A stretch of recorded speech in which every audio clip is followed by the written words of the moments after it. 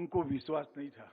जब जामवंत जी ने कहा कि हनुमान तुम हिम्मत करो, समुंदर तुम लांघ सकते हो, हनुमान जी ने कूदका लगाया और समुंदर लांघ गए।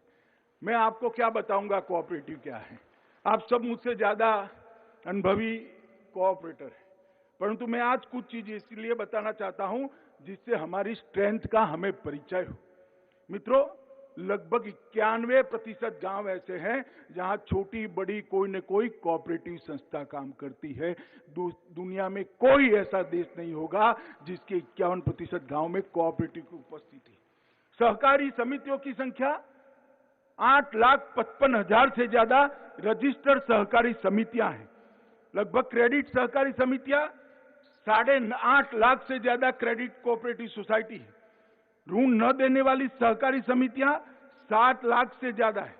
राष्ट्रीय स्तर के सहकारी संघ 17 से ज्यादा है। राज्य स्तरीय सहकारी बैंक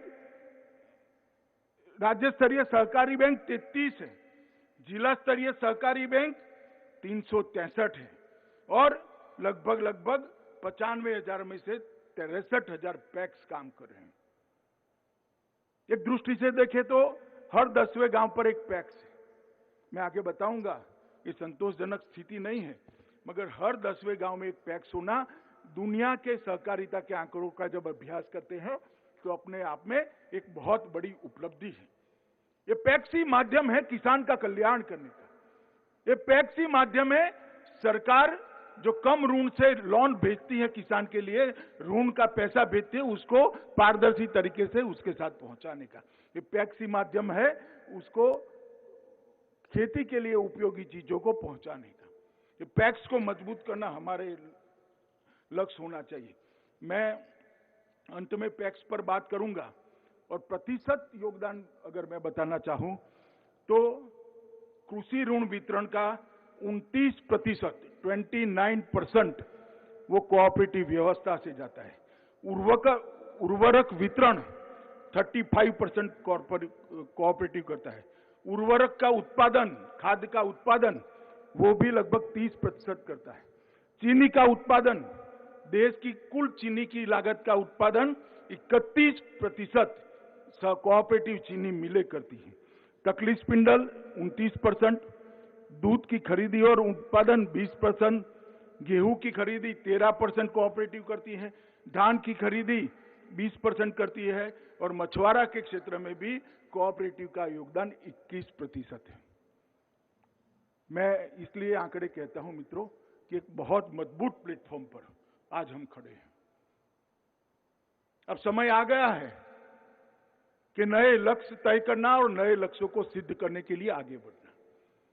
ये प्लेटफॉर्म जो हमारे पुरखों ने, भारत के कोऑपरेटिव आंदोलन के पुरखों ने हमें दिया है, वो प्लेटफॉर्म पर एक मजबूत बहुमंजिला इमारत बनाने का काम यहां हॉल में बैठे हुए और ऑनलाइन जुड़े हुए सभी सहकारी कार्यकर्ता, और इसीलिए मोदी जी ने ये सहकारिता आंदोलन का गति देने के लिए सहकारिता मंत्रालय की रचना की।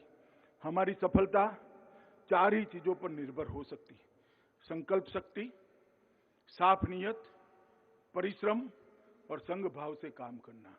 ये 4 मूल सिद्धांत है। अगर हम सब अपना कोऑपरेटिव के अंदर इसको लेटर एंड स्पिरिट में पहुंचाते हैं तो मुझे लगता है हमारे आंदोलन को बहुत बड़ी गति मिलेगी। नरेंद्र मोदी जी ने जो सहकारिता मंत्रालय बनाया है उसका उद्देश्य है ग्रामीण क्षेत्र में विकास को पहुंचाने का और ग्रामीण क्षेत्र में भी हर वंचित तक विकास को पहुंचाने की चुनौती को पार करने की जिम्मेदारी सहकारिता मंत्रालय की, और इसका एक स्वदेशी यंत्रणा बनाने की जिम्मेदारी भी सहकारिता मंत्रालय ने। मित्रों, कृषि क्षेत्र में 7 साल में मोदी जी ने आमूलचूल परिवर्तन लाया है। मैं सिर्फ बजटीय आवंटन की बात करना चाहता हूं।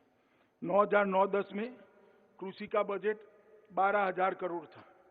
मैं फिर से रिपीट करता हूं, 12,000 करोड़। 12,000 करोड़ बहुत बड़ा लगता है, मगर 2020-21 में इस बजट को बढ़ाकर 1,34,499